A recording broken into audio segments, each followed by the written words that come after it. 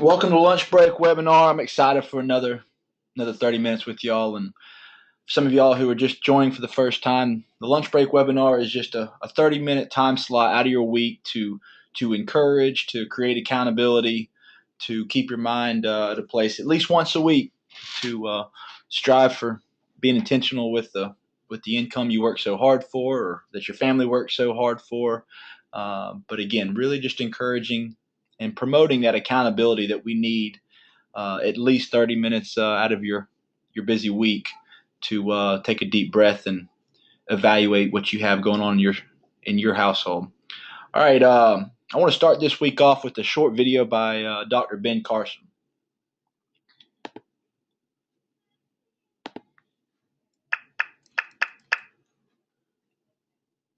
Two sets of people in education: those who are highly educated, who get the best of everything and do extraordinarily well, but that's a shrinking number. And then we have the masses. Our public schools used to be the envy of the world in the pre-1930 time. But remember, in those times, we spent a lot of emphasis on very basic education, and we also taught values in our school system. Since we started becoming politically correct, and basically there are no values, and since we started integrating everything else into the curriculum and not making the basic things that a person needs to know, giving it primacy, we're suffering the consequences of that. We used to teach such basic things as home economics in school. And people knew, for instance, that you didn't buy a house that cost more than 2.5 times your annual salary. That knowledge was lost some time ago. And that was part of the reason that we had the housing crisis. That would have never happened, 40 or 50 years ago. People would have laughed at you if you told them if they made $40,000 that they could buy, a $400,000 house. They would have just laughed at you. So in other words, the education system needs to get back to the basics. Back to the basics, learn the basics. If we get back to the basics in education and we teach people to respect each other, even if they disagree about something, to respect each other, I think we will have taken a gigantic step toward getting back on the trajectory of success.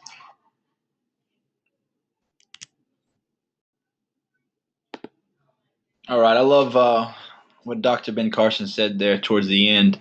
Even if we disagree on something, we respect each other and get back to the basics. Okay, so some of y'all that weren't here for last week, I'm going to run through just some of the foundational things that we went over in part one of this financial blueprint of what we discussed last week. Again, this webinar is part two of financial blueprint. Let me pull this up on the full screen mode.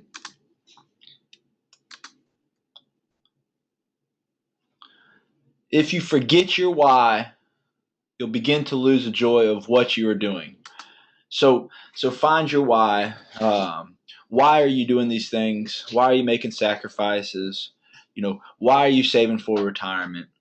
Just kind of self-analyze why you're doing these things. Is it to sit on the beach and have a fruity drink and drift off into the sunset, or are you saving these for your kids or grandkids, or maybe enjoying some of the vacations and storing up for your future? But regardless of what it is, your why is your why. But find your why. Is it to build wealth, to give more, create more margin for breathing room, whatever it may be?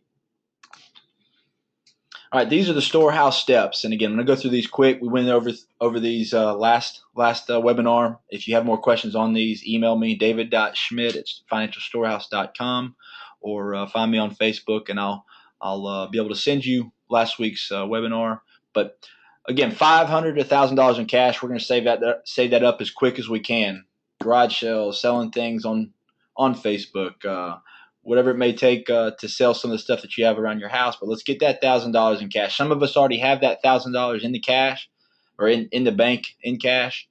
We just have to earmark or allocate that $1,000 in our savings for that storehouse fund, for that emergency fund. All right, number two, your storehouse debt steps. We'll get more into that later. but that's all your non-mortgage debts. Storehouse fund, 3 months of expenses saved in a money market account, which is not very attractive. It's a low interest savings account, but you're not there. That your storehouse fund or your emergency fund is not there to build a whole bunch of wealth. It's really just there for insurance purposes. When life happens, you write a check, get your radiator fixed, get your transmission fixed, your hot water heater, whatever it may be in your case. But again, that storehouse fund is almost like your insurance policy. Retirement contribution, step 4. Step 5, your kid's college.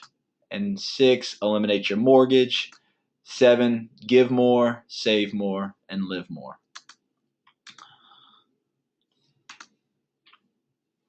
One step at a time. I can't encourage you enough and stress this enough. One step at a time. Sometimes in life we get caught up in doing different projects, different tasks, something just as simple as whatever your niche is, whether you're a landscaper, whether you're an accountant, whether you're an attorney, whatever it may be.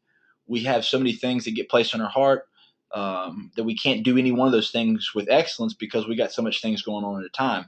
Same principle applies to these storehouse steps. We got to do one step at a time. So if we're on step 1, let's focus all of our energy, all of our resources on that step 1. And then when we get to step 2, let's focus all of our energy and all of our resources on eliminating that non-mortgage debt. So you're not contributing towards retirement, which is step 4, while you're saving in the storehouse fund, which is step 3. One step at a time. Focus all the resources, all your energy on eliminating that debt. Then use that momentum, what I mean by that debt on step 2. When you finish that step 2 and you've eliminated all that non-mortgage debt, then let's use that momentum and run straight into step 3, which is saving up the storehouse fund. And again, we're going through these quick because we went over a lot of these things last week, but some of y'all that are joining us today that weren't here last week, I want to catch y'all up. Step 4 through 6 will go on at the same time. You'll be contributing towards retirement, savings for kids' college, which is step 5, if applicable in your situation. Step 6, throwing a little bit extra at the mortgage. So 4, 5, and 6 will go on at the same time. I know we just talked about not doing anything altogether, but doing one thing at a time. But once you do step 1 and step 2, step 3, you're at a place where you'll be on this journey for a while. So think about it. You're contributing towards retirement, you're saving for kids' college, and you're eliminating your mortgage. Those things are going to last a while. So step 4 and 5 and 6 go on at the same time. But all through that process, all through that journey, you're going to be meeting monthly with your accountability partner. You're going to be intentional with your budget. You're going to be intentional with going to the grocery store. You're going to be intentional on how much you eat out. So that budget is not a step 1 or step 8, or it's not a step at all. That just goes on throughout the whole process. And this phase, again, you'll be cruising on for a while. Enjoy the contentment and enjoy being intentional.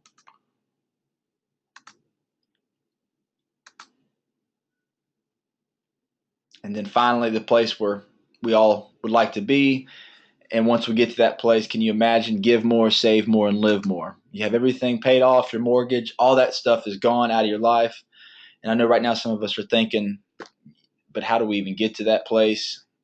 Consistency, consistency, consistency. And take a breath and just stop and reflect on the characteristics you're strengthening while on this journey. While sitting down with your accountability partner, or with your spouse, whatever it may be in your situation, and communicating about life and communicating on when life does happen, or a health concern pops up, or something with your car, or something with your house, those things pop up, you're ready for it because you got these things in place. And while you're on this journey, you are sharpening and teaching loved ones so they'll inherit these characteristics. We hear that word inheritance so much, and we think just money alone. But I believe those characteristics we can pass down for one to inherit is just as important, and a byproduct of those characteristics of being intentional. A byproduct of those things will be building wealth. But again, like we talked about on the first slide, why are we building wealth? I take a spiritual approach where building this wealth, we're just here managing this wealth that we've been trusted with. So, if someone were to give you $10,000 and they say, I'm only going to give you this $10,000, that if you give away that $1,000 to something that you believe in or support, it would be very easy to give away that $1,000 because you know 9 more thousands coming at you. I feel like that's the same way how our Father from above looks down at us. We got, you know, He's just releasing us through our hard work and through our labors of working hard and making a paycheck. But out of obedience, sometimes we struggle with that on giving that amount of money, our tithes and our offerings. Where, you know, I feel like He's looking down at us sometimes like, you know, man, out of obedience, when you steward your money right and give away that little bit, watch what happens to the rest of this stuff. But, you know, no, not saying give just out of expecting a monetary return instantly, but it's neat to see how the good Lord works, whether it's in the form of money or through just other things that he tells us in Malachi 3:10. So again, while on this journey, teach the loved ones so they'll inherit these characteristics as well. Okay. That's going to get us to a place where we were at last week, where we left. We went through a lot of this other stuff last week. I'm not going to dive into the details of what we went over last week. I'm going to pick back up where we left off.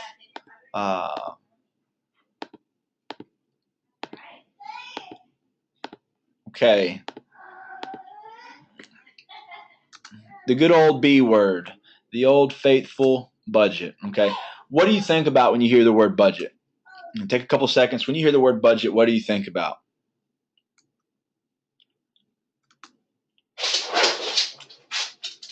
Okay.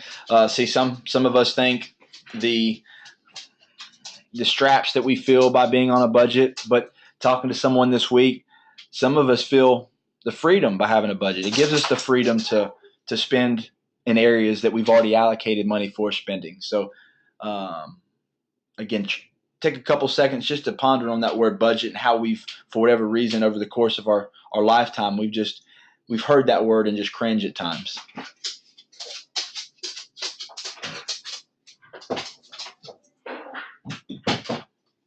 Okay.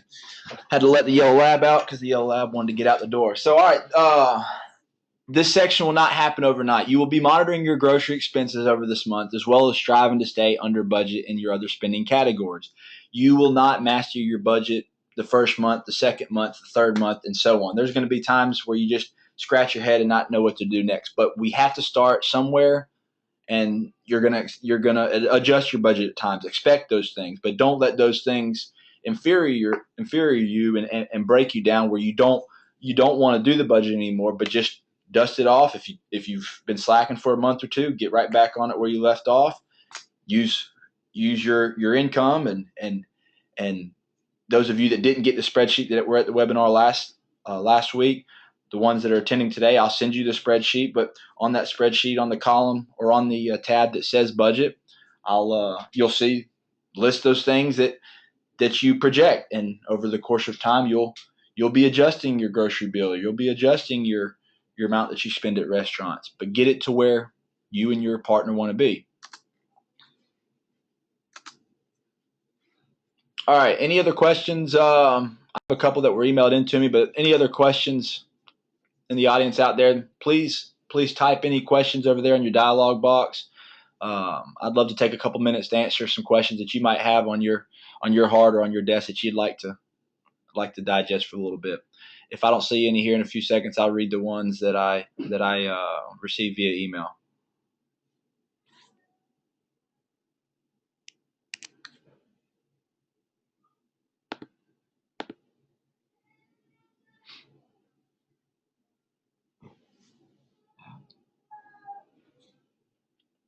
Okay, this is from Amanda.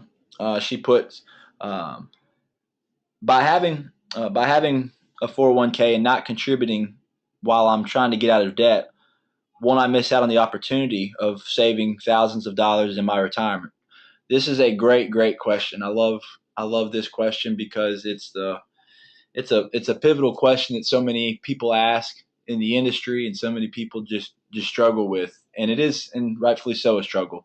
Obviously, your case is your case. Some people might be eliminating their non-mortgage debt for 6 months or maybe 2 years, or some of us, our only debt you may have is your automobile, where you can sell your automobile, and instead of having a $16,000 balance on your automobile, you trade it in and get a $3,000 or $4,000 car that has a lot lower of a balance. But regardless, I don't know, Amanda, what your debt situation is, what your income situation is. I'm missing out on a few details, but let's just say that you're going to be getting out of your non-mortgage debt for another year, and you're pressing pause on retirement for another year. Okay, yes, you're going to be missing out mathematically on that match and on that retirement for that year, for that 2 years, however long it takes you to get to that step 4.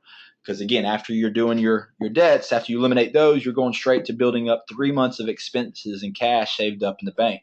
That could take 6 months to a year, or even maybe a little bit longer, depending on what your income situation is and your expenses. But regardless, what you need to focus on, or what we need to focus on, is really ultimately shifting that paradigm that we're doing not only in our lifetime, but for generations to come, where we're wanting to avoid any future debt.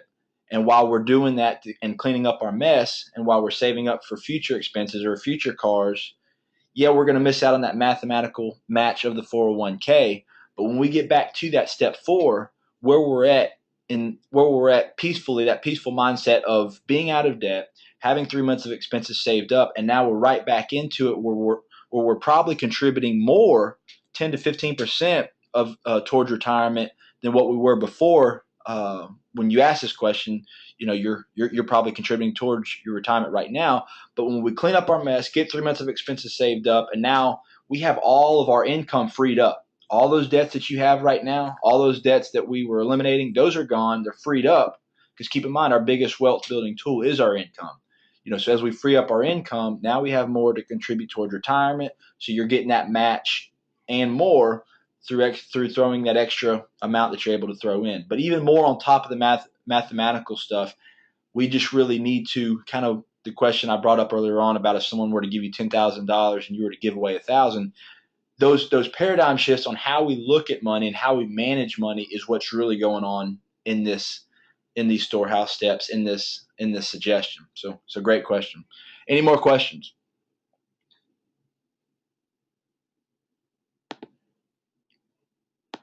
Okay.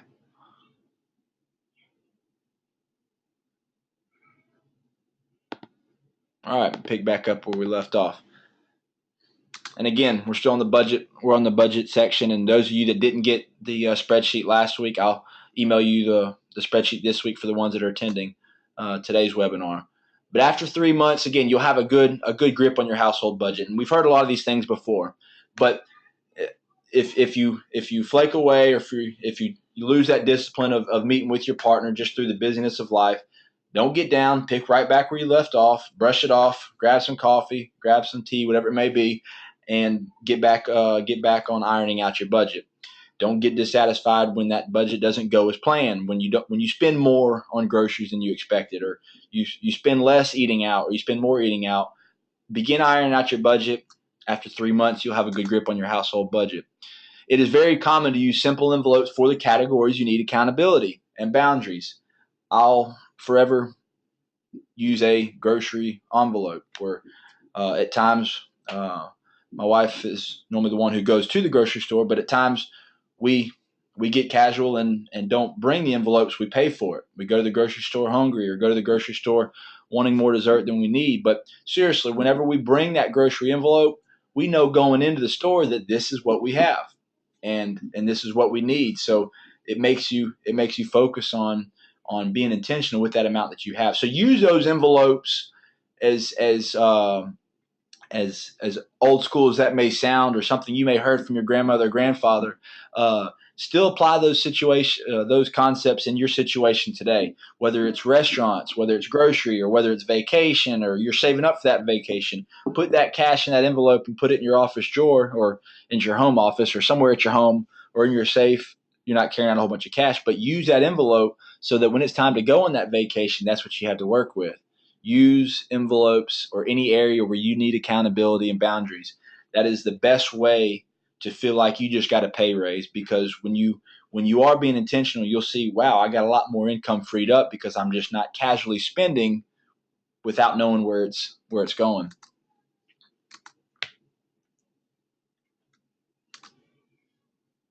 Remember, if you forget your why, you will begin to lose the joy of what you are doing. So some of y'all who joined this today's webinar late, we started off with really, really zoning in and analyzing what is your why. I love the question that a friend of mine asked me, a guy named Dave Saviola. He says, why are you saving in your 401k? Obviously it's for retirement or it might be for the match, but let's go a little bit deeper. Why are you saving? Okay. And really, whatever your why is, focus on that why. Get a sticky note.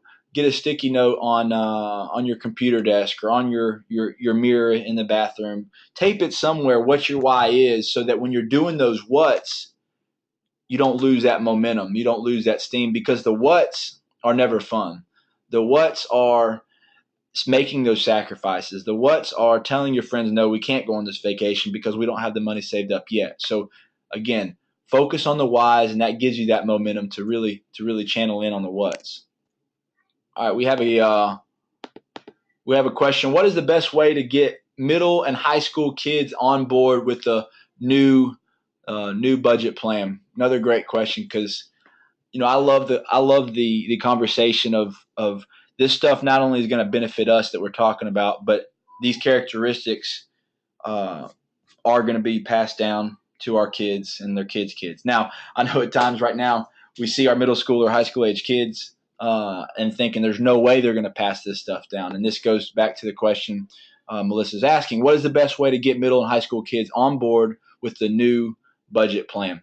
The best way is just to do it yourself and to see them for them to see you doing it. So for an example, for the first 6 months or to a year that you're doing this, bring it up in conversation that tomorrow mom and dad need 30 minutes to an hour to go over our budget. Or, when Christmas time's coming, have the conversation now that, hey guys, we're being a little bit more intentional this year. We're trying to clean up some mess, or we're trying to work on certain things. Christmas is going to be a little bit different because we're trying to eliminate this mess. And here's how much we have allocated for the budget. And also too, when they see those things and they hear those things, it might not sink in and pierce into them right now, but over time, they're gonna look back and appreciate those things you were doing, and might have some more questions as time goes on, to say, hey, mom, dad, those things that you all were doing, I want to know more about it. But right now, a middle schooler or high school age kid, another great source to use, or a great concept to use is create a learning lesson for them to do a budget. So for an example, your middle school age kid, I don't know if it's a boy or a girl, or your high school age son or daughter, create things around the house for them to earn those commissions, not an allowance. I feel like the allowance is a word similar to like an entitlement, that they just get that because they're your kids. But make it a commission where if they're cutting the grass, they get $20 or $10 or whatever it may be. Or if they're washing mom and dad's car, they get an X amount of dollars. Where now, okay, work equals money. So now they have that money. Now we're sitting down with them and letting them know, while you're underneath our household, what you're doing with this money. Okay. That's very important. And that's kind of what we're talking about today, the financial blueprint, the storehouse steps that, okay, now you've made that $50 this week, or $20 this week, depending on what you can or cannot put towards your kids. Or if it's not you paying them, if they're cutting somebody else's grass or cutting somebody else's yard or washing someone else's car, to answer your question, what can I do to get middle school or high school age kids on board with this budget thing? Encourage them to go make $1. And I know a lot of kids are in school right now, or they got after sports or sports activities. There's not much time, let's face it. But we'd be surprised on how much time we see them in front of other things, where they could take a couple hours out of the week to go mow one yard, to go wash some cars. Create that lesson for them where they're creating the income. And now, son, daughter, let's sit down and talk about, we're going to give a little, we're going to save a little, and we're going to live a little. Don't try to just overflow them with information like 401ks and retirement and all the X's and O's that could just overwhelm them. But keep it simple on, if they cut that yard and they make $50, we're going to write down three simple things they're going to do. They're going to give a little, they're going to save a little, and live a little. And then watch that conversation grow with your kids. Don't try to force it on them too much out the gate, but at the same time, encourage them while they're living underneath your household that they will do these things with the money that they work for. Hopefully that gives some suggestions on kind of what you're asking. Okay, Storehouse, the Storehouse debt steps. Let's get back into this. I know we got about 5 more minutes, so I'm going to kind of race through these. But again, as always, email me at david.schmidt@financialstorehouse.com, and I'd love to meet with you. Or if you want a time together or a session together with us, email me as well, and we can sit down and have a session. But please don't hesitate to contact me. List your remaining unsecured debts. Again, the spreadsheet that was emailed last week to the attendees, I'll email to y'all. There's a tab on there called your debt tab. List your remaining unsecured debts, whether it's debts that you're trying to get paid off from a debt collector, or a car, or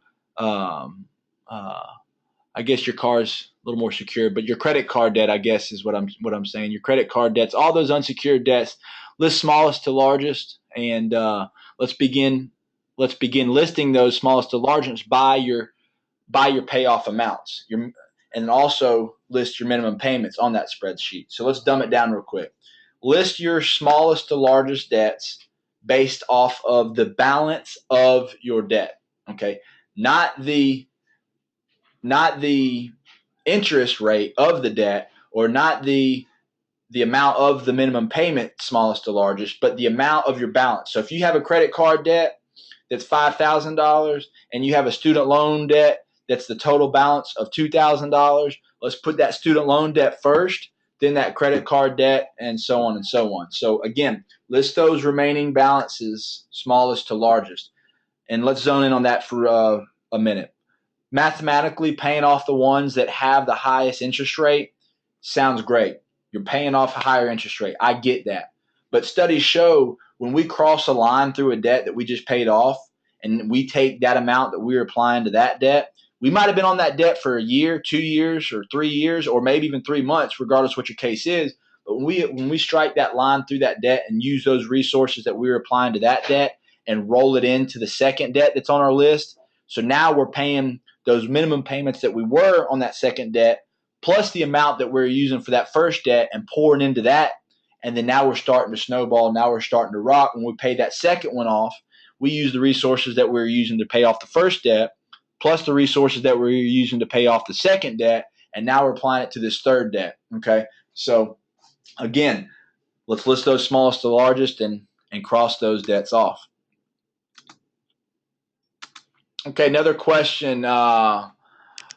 Let's answer one more question. I'm going to get back to our last slide that we have. What about a 401k loan payment? Another great question. Where the 401k loan payment is something where I believe what he's referring to is we have a 401k and we want to take a loan against it.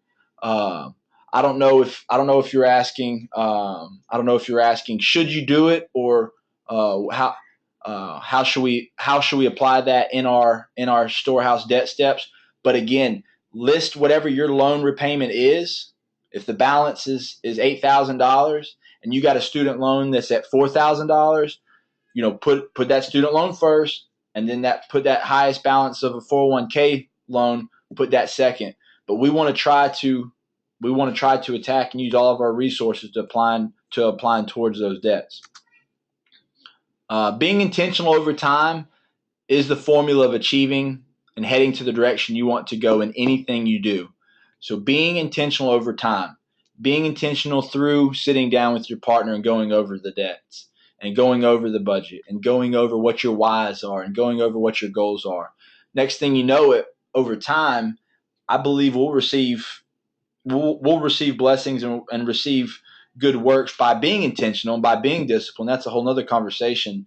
But just the mathematical formula of being intentional, not eating out as much while we're getting out of debt, not going on as many vacations while we're trying to get out of debt, that intentional over time, it takes us to a place where we want to go. All right. We've all seen Grease.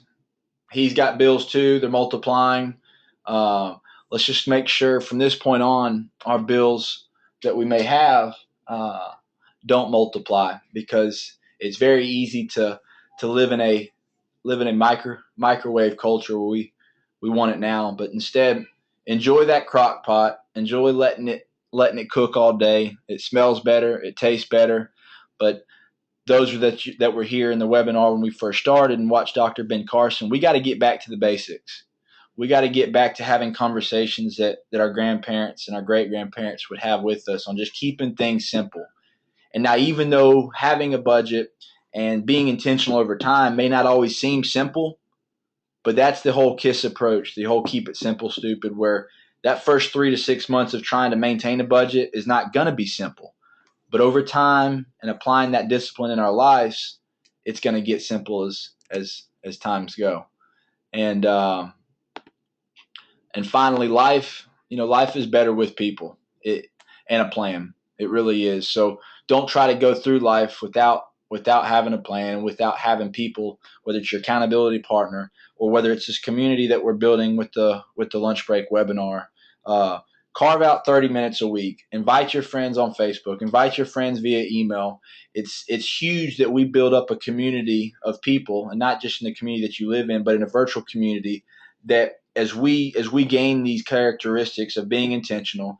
I know some of us listening are in a huge financial mess, and it sounds a lot easier over the course of a 30-minute webinar, but this is not going to be easy. I'm not trying to tell you it's going to be easy, but as life goes, and when I mean life, not just your life, but your kids' lives or your grandkids' life, in the conversation of estate planning, we get so caught up on just our life and our timeline and our retirement planning. But, I believe estate planning is generational. It goes on and on and on and on. So don't be so caught up on the dark clouds that you have and the mess that you have over the next 3, 4, 5 years.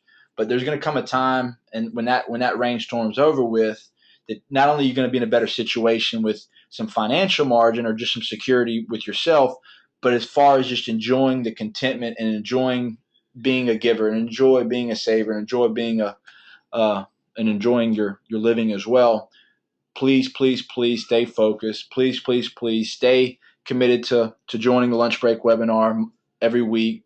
Invite your friends. Let's build up a community of people wanting to be intentional with the income they've worked so hard for. See y'all next week. Thank you so much. And if you have any questions, comments, concerns, email me at david.schmidt@financialstorehouse.com or find me on Facebook at Financial Storehouse, and you'll see below as well on Twitter at Storehouse850. All right, much love to our community. Go out there and impact someone's life today. It might just be a hug or a high five. Give more, save more, and live more. See y'all next week.